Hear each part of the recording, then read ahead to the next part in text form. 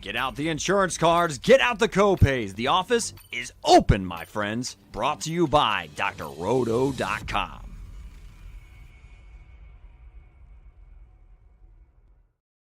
Welcome to the Fantasy Baseballers podcast, where we cover fantasy baseball, waiver wire, and FAAB, helping you win your league one move at a time. I'm your host, Lou Landers, joined by my co-host, John Carando, and make sure to like and subscribe to our YouTube channel, Dr. Roto Fantasy Sports.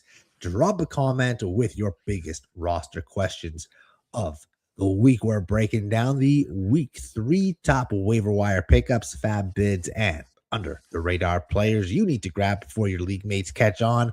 We've got you covered with the actionable ads, smart bids, and watch list players. John, let's get things rolling here with a left-handed starting pitcher for the Athletics who has looked pretty amazing to begin the season. Yeah, he has been doing quite well. It's Jeffrey Springs for those who don't know. Jeffrey Springs Athletics. Yeah, Jeffrey Springs is a guy who has, I guess, his name has sprung up in the past. Are you channeling your inner me with those puns? Yeah, trying my best, probably failing, but nothing's as good as Brady House being a household name. That was a good one. I like that one. To top that one, bro. Yeah, no, that's a high bar. Speaking of high bars, unfortunately for me, I think Springs, his underlying stats suggest like last year he was around a 4 ERA pitcher.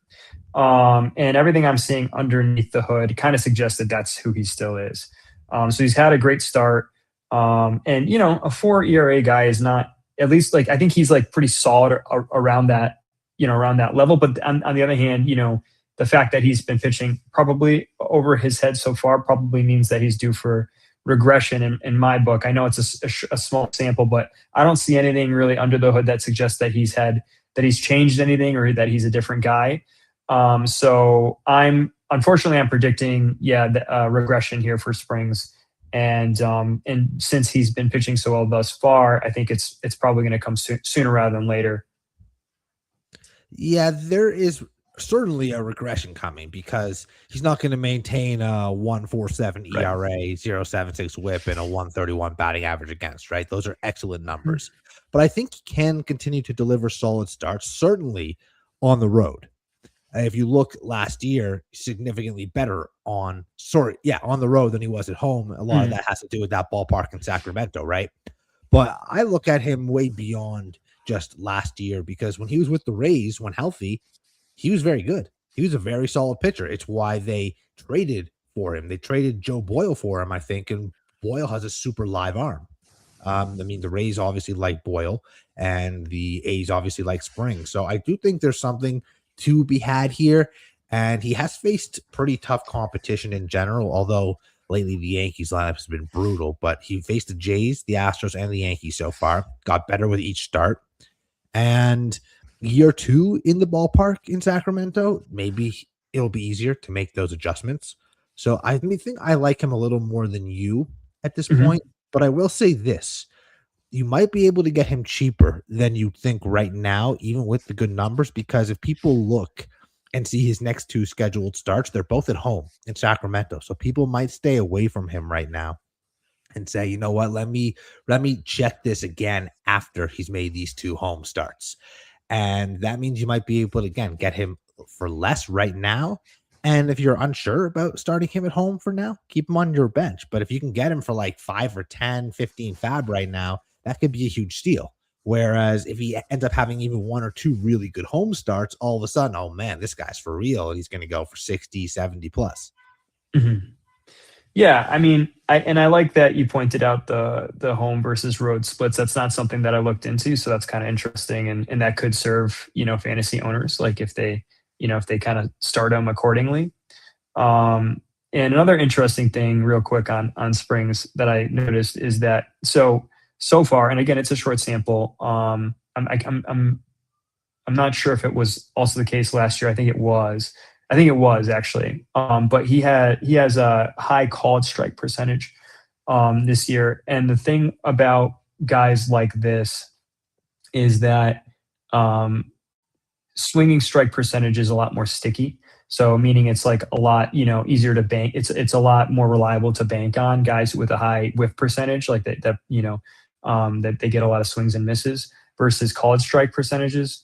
Although I don't know that if that might change with the ABS system. I don't know. But just historically speaking, that's been the case. And so that's another thing about Springs that just makes me a little bit more wary to buy in on him. But, certainly I like your point though, that, he's probably still a guy that's kind of just like maybe not a lot of people are taking seriously, and he did have success in the past. So definitely a name worth, considering.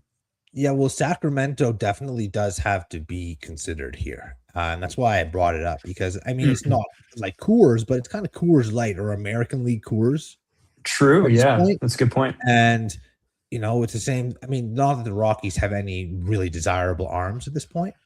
They do have some bats we want to talk about today, so stay tuned for that. This is very interesting stuff there. But in terms of the home road splits, it's expected that he's not going to be as good in Sacramento.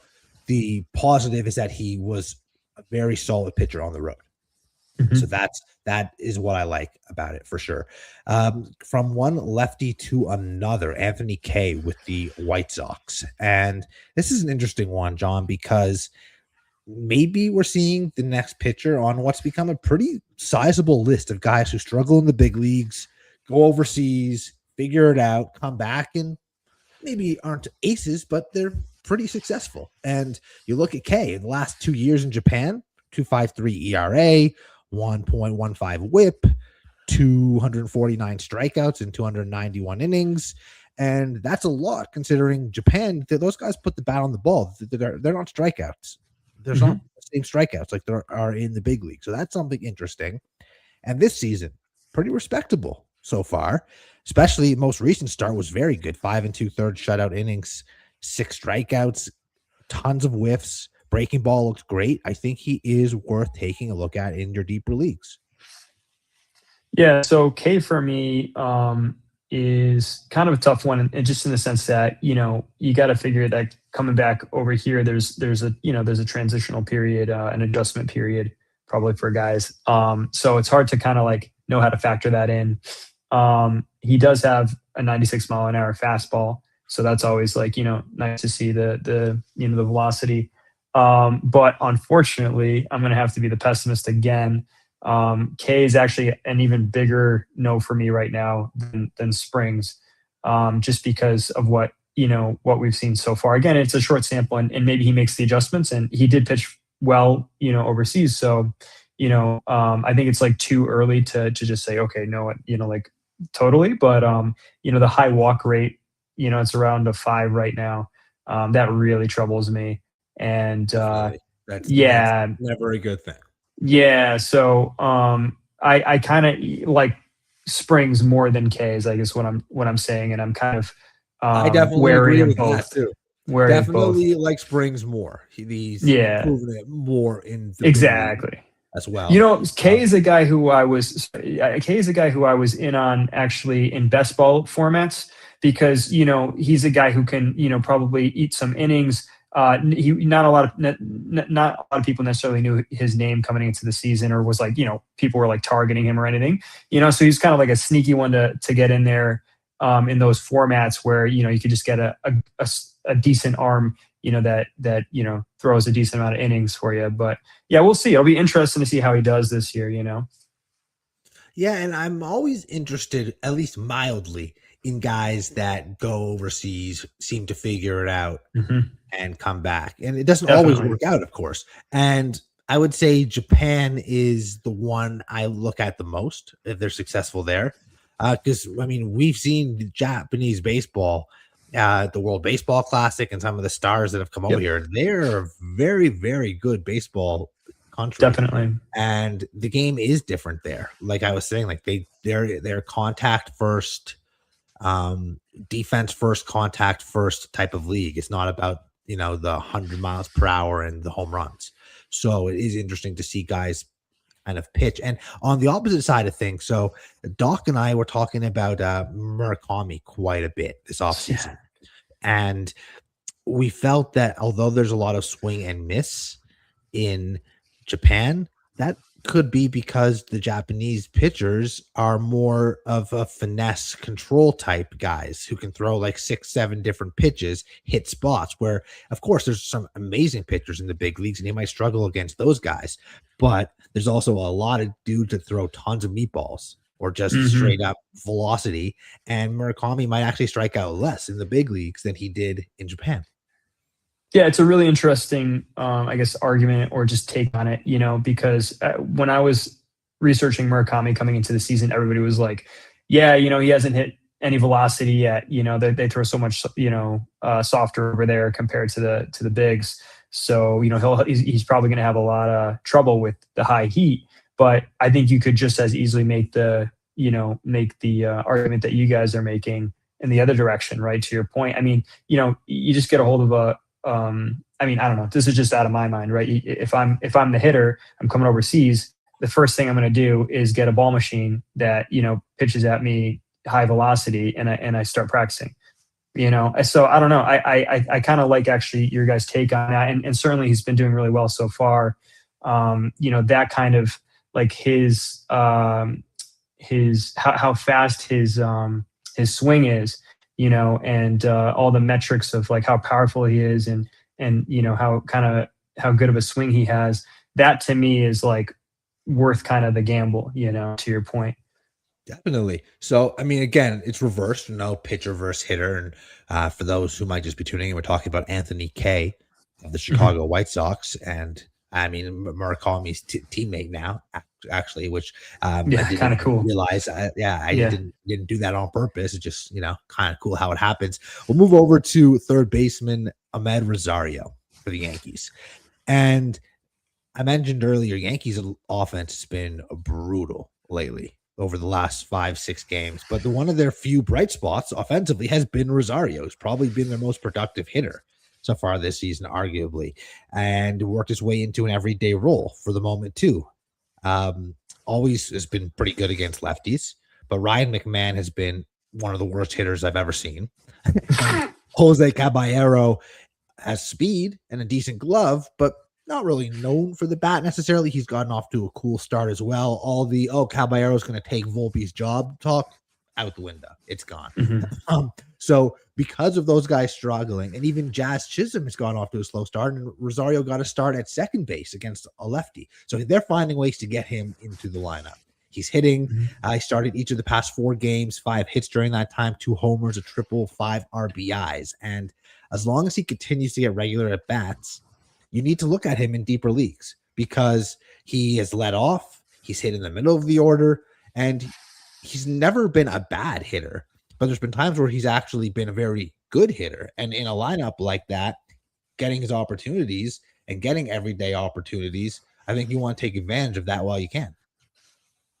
Yeah, I agree with that. Yeah, and Ahmed Rosario is another guy who it's weird for me that the dude is only 30, I think. He's just been in the game for so long, so it's a little bit of a tough call because I mean, obviously, once they get some of their other guys back, into the lineup, I don't know what happens to his playing time, but certainly really just Volpe. I thought there was maybe somebody else up, but maybe no. So Volpe would come in and come to short, and then Caballero goes to a super utility role. But really, the third base job was supposed to be his for the taking. McMahon can't hit. Yeah, McMahon has been brutal the past couple of years at least. And Volpe's still at least 2 weeks away. He's going to start a rehab assignment next week, barring any setbacks. So Rosario should pick up. Rosario's going to get some run here for the next couple of weeks for sure. And if he keeps hitting, he's going to stay in the lineup regardless. Yeah, so I mean, super short sample thus far, obviously, but it is interesting too. Like I looked under the hood with him a little bit, and he has like his contact rate right now is around 70% compared to career around 78%. So I'm wondering if he's actually like trading off a little bit, intentionally, because he has the 2 home runs already, and Both came in the same game. That same game, that's right, that Yeah. big game. Yeah. So I wonder if he's making a concerted effort to just incorporate a little bit more power into his game. That's certainly a big trend in the game in general, I would say right now. And he's trading off a little bit of his hit, for that power, which is interesting from a fantasy standpoint. Because he's still hitting a decent amount. To your point, he's solid defense. So yeah, Well, he's I'd always say been great against lefties. I mean, that's why he was brought in, was to be their guy against lefties. But he's been hitting righties too, and he's shown more power against the righties. And that hit tool you were mentioning with the more contact rate is more of against the lefties thing. So I think he's just an interesting guy. Probably getting some more helium than normal because he's a Yankee, and that typically happens. But that lineup is going to click at some point. So another way to he's in it. I mean, another way to put it too is like if he stays doing what he's doing, he's actually kind of like a totally different hitter, which is really interesting because he has his launch angle right now, as well as his barrel rate are like much higher than they were before, like significantly so. So it could just be like a blip, like to start the season, or it could be some changes he's made. So I do think he's interesting. Yeah.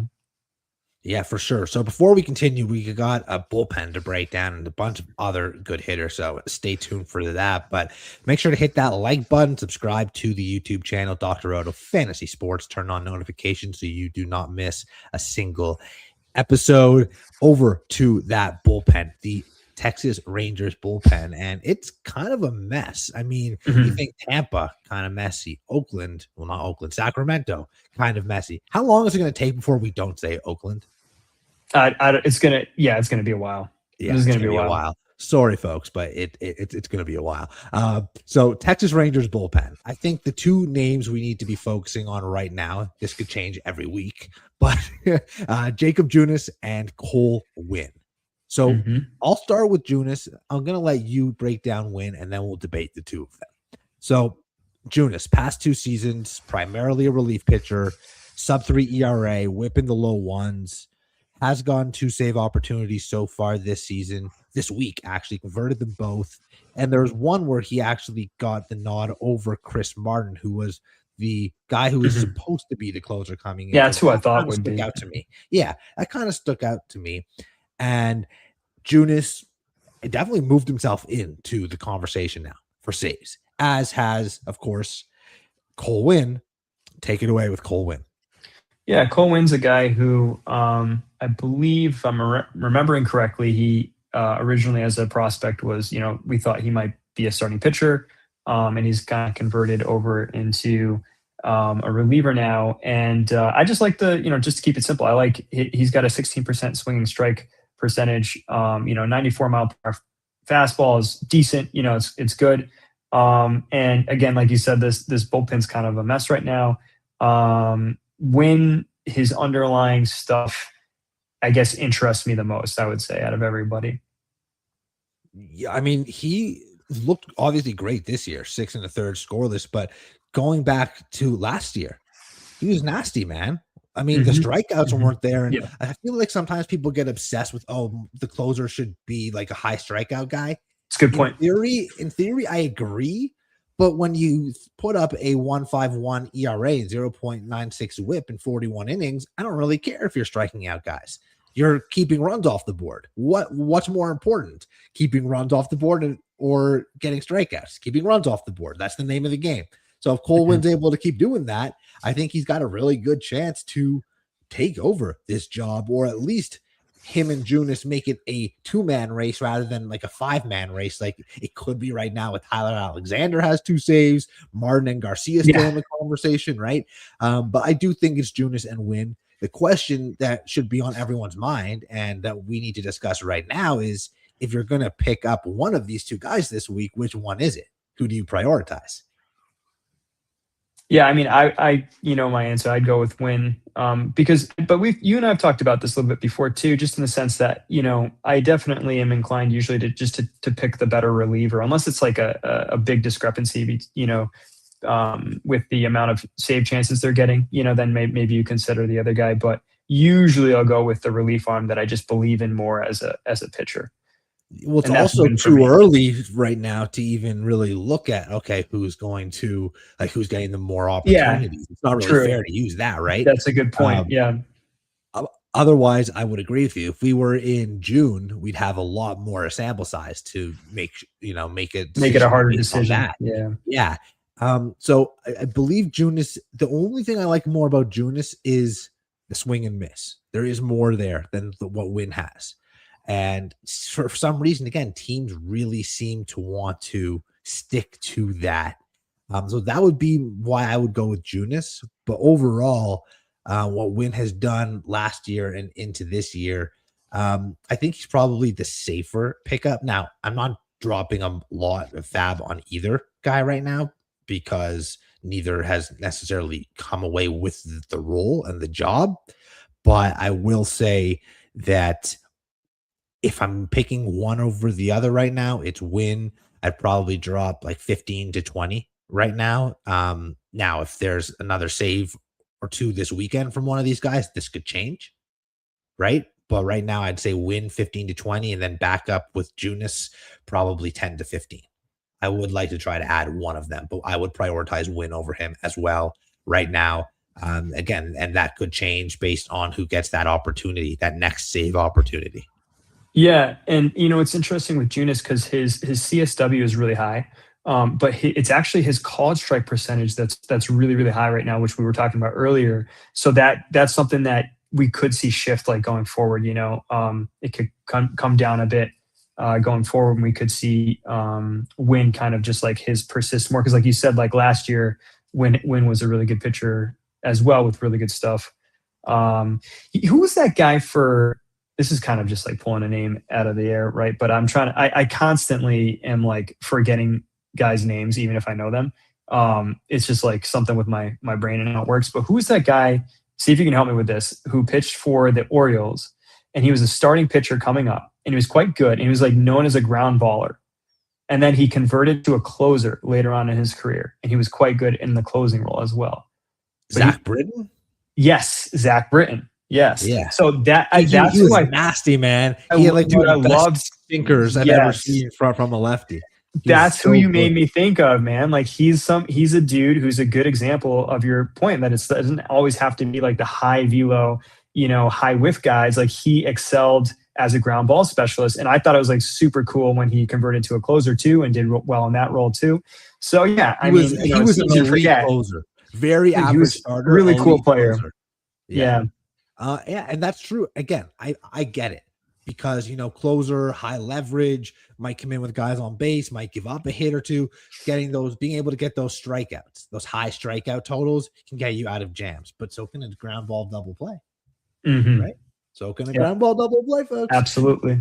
So Edouard Julien of the Rockies, not a name I was expecting to get to talk about ever again, but he was so good as a rookie with the Twins. And then the past two seasons have been, I don't even think rough is the right word. It's been really bad the past two seasons. Then he goes to the Rockies, and so far, new life at the plate, John, hitting leadoff against right-handed pitching, has at least one hit in 5 straight games, 3 games with multiple hits, 2 games with multiple RBIs. And we talked about Rumfield last week with the Rockies. It's kind of a similar situation here. Anyone who's seeing regular at bats early in the season with the Rockies should be of interest to fantasy baseball players, especially a player like Julien when he's still only 26 years old. This is his 4th big league season, but he's shown the potential to be a very good, productive player at the big league level. I would give him as much run as possible if I'm the Rockies, as they have been. And I would be very interested in picking him up right now. Should have first base, second base eligibility in a bunch of places. Maybe only second base on NFBC. I'd have to check that. I'm going to go check that as you take over. But I do know on some Fantrax leagues I'm in, he's first and second base eligible. Yeah, Julien as a prospect, he was known for his on-base percentage, his plate discipline. And he's a guy who I remember when I was looking at him as a prospect, a lot of people were kind of critiquing that he was maybe too passive at the plate. And that could even be why he's maybe struggled over the past couple of years, because maybe he wasn't he was kind of getting away with like, how do you put it, not Taking too many attacking. pitches. Yeah, he's taking too many pitches. You know who that and happened with? Trent Grisham. Oh, that's right. Yeah, that's a good point. That's a really good parallel. Yeah, I mean, sometimes, when it's because I feel like plate discipline is obviously something that is preached, all the time, and for good reason. Like it's a really good thing for hitters to have. It's really good to see prospects, especially, have that discipline, that patience to keep pitchers honest. But like with anything, there is such a thing as like too much of a good thing, or too much of an extreme. And so, yeah, I wonder if that's maybe why he kind of has gone through the period that he has, because he wasn't really like challenging himself, or maybe quite to the extent that he could have been as a hitter, especially, coming up. But I like the fact that he has that background, right, of patience as a hitter. And he, interestingly, so he's got a 429 BABIP right now. Again, short sample, small sample size. But he's, through that lens, he's due for some regression. But he's also got an interesting bump up in his average exit velocity, which is really interesting to see with a guy like Julian, because if you combine, again, like harder hitting with good plate discipline, then good things can happen. So he's a guy I am interested in, especially on a Rockies team that for the longest time I have not been interested in any Rockies players in general. And I'm starting to, I think, tentatively rethink that this year. So yeah. Well, there's him, and there's another guy who we're going to get to just a little bit. Before we do that, though, we want to remind you, make sure to hit that like button, subscribe to the YouTube channel, Dr. Odo Fantasy Sports, turn on notifications so you do not miss a single episode. So there is a starting pitcher, and another Rockies guy I want to get to. While we're still on the conversation, still freshly with the Rockies, let's hit that player first. It's outfielder Tyler Freeman. And this is a guy that you and I talked about a lot during draft season and the couple leagues we were drafting teams together. You really liked him. And I'm pretty interested in him too. And even more so now that he's back, because I thought he was going to miss some more time. He's even dealing with some injuries so far this year and has still been pretty productive dating back to last year. Yeah, he's my boy. Yeah, he's just like this random hitter that I got the sense can hit quite well. And it's really just about, it's not like he's got like a ton of power or a ton of speed, and so he kind of slips through the cracks, and he's not, obviously, he's not a mainstay. He hasn't been a mainstay in a lineup, but I think he's a good hitter. Like I think he's a quite good hitter, and I think that kind of what we were talking about last year. He showed it last year, batting average, and like I just believe in his bat. Yeah, exactly. And so he was a guy that we were talking about, in the offseason, just late, really, really late, where it's just like, why not toss the dart at him, And now, and we were talking about, if you got a John, just chance. So people know, this isn't a 10 or 12 team league guy. This is purely those 15. Exactly. 15 team leagues, 5 starting outfielders type. Yeah, exactly. Like once you're playing in deeper formats, like anywhere from like 15 teams, like 20, and you start getting excited for guys that are that in 10 to 12 league formats. You'd be like, why are you bringing this name up? Yeah, exactly. Playing time means so much more. So it's all relative. So maybe it's a little early to say this, but because of the way that, like, the numbers he's kind of put up throughout his career, especially dating back to last year when he started getting more playing time, he has a solid batting average, a decent amount of speed, but limited power. You know who that reminds me of? Kind of an off-brand, cheap version of Sal Frelick.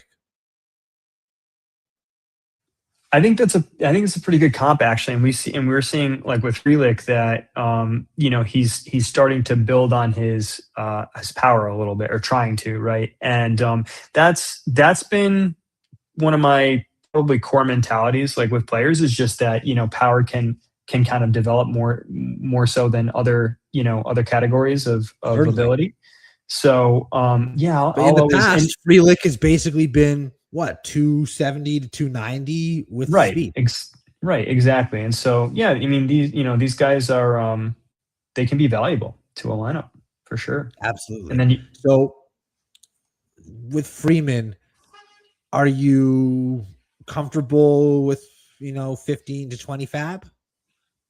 Oh yeah. Yeah, I would say so. If you depends, if you need if you need that batting average, boost, and like he's a guy who can kind of like stabilize, those stats for you a little bit, and especially in deeper formats like you said. I would drop like, anywhere from like 20 to 30 fab, 30 being like the max. Yeah, I guess it also depends how desperate you are. If you have a bunch of injured players, if you need a little boost in speed, right? So Yeah. 30 for some people might make sense. 15 for some people might make sense. Do we know off the top of our heads where he's hitting in their lineup right now? I believe he was hitting second last night. Okay, so yeah, I don't have any. I don't know if that's all the time, but when I was checking out like the West Coast game, so I was checking out him and Julian. Julian was leading off, and Freeman was batting second. I mean, even just the fact that they're considering them right now in those spots in the lineup, I think is worth that kind of fab. Personally, there's all the time I see people dropping that kind of fab, and it's going towards. So in my opinion, let me ask you this though, in case. So there's people out there. Well, what if he moves down to the 7 through 9 spots in the lineup? Would that change your fab spend? If he was consistently that far down in the lineup, then yes, it would be closer to like a like 13 fab or something. Okay, fair enough. Something like that. I'm with you there. So starting pitcher Bryce Elder with the Braves. I wanted to see him prove it a little longer before bringing him up because he started the season great, and his most recent start wasn't all that good, John, but it wasn't terrible. And if you do look at the total body of work now, we've seen 3 starts, pretty solid. I mean, actually ridiculously solid, much better than I could have expected. 1.02 ERA, 1.02 WHIP, 206 batting average against. And I think he should be rostered, especially with his next 2 scheduled starts, Miami and Washington. Those are 2 games that he should be able to pitch pretty well in. And if he doesn't, then he's an easy cut. But I'd like to pick him up for those starts. And this isn't like the first time we've seen him pitch well. The past 2 seasons have been really bad, but he was very good, very solid in 22 and 23. So he's shown that when he's right, he can pitch pretty well. I would place a bid on him this weekend if you need pitching. And again, see how he does in those starts where he should be good. And if he's not, then it's an easy cut. Yeah, and I think the fact that he plays for the Braves, makes him play up a little bit, obviously, for, the wins potential.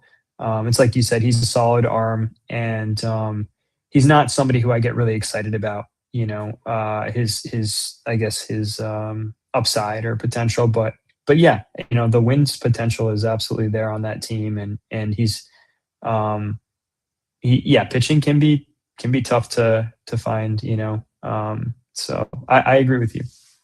Yeah, I definitely needed to see more than 1 start and even more than 2 starts. And even with this most recent one not being great, it's not like he got blown up.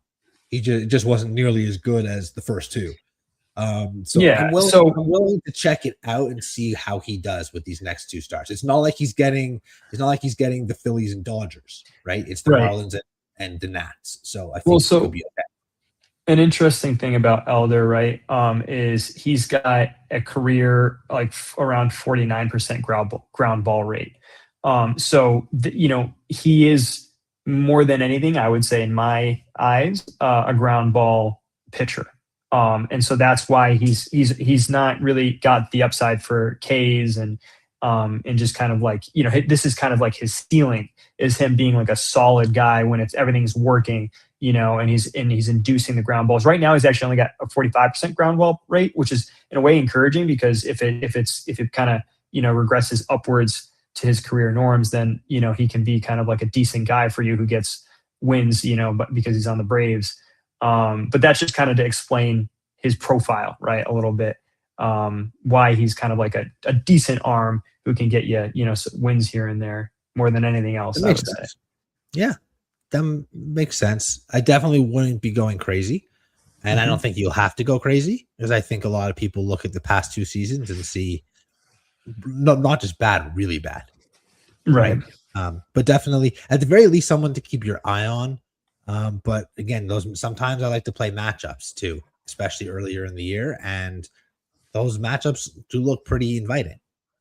Washington and Miami. So before we close Good things point. out, we always like to do a watch list. So I have one guy on my watch list, John. You usually have a few. So get us started with who people should be keeping their eyes on this week. Sure. So yeah, Nassim Nunez is a guy who's just getting a lot of steals right now. So if you need some steals, he could be worth a look. Braxton Ashcraft is kind of interesting.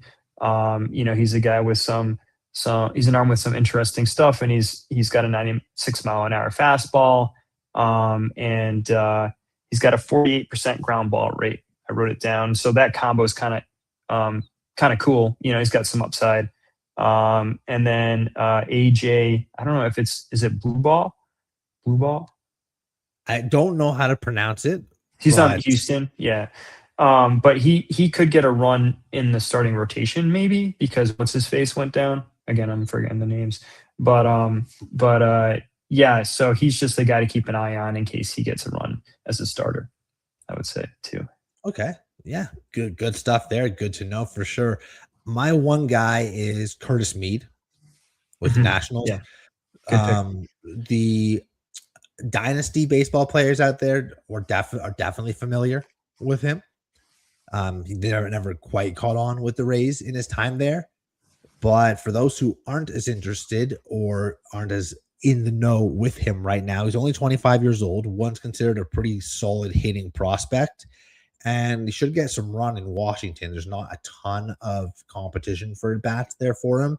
And he's been producing well over the past week. 375 average, 6 hits, 3 runs, a homer, 4 eyes, and a stolen base.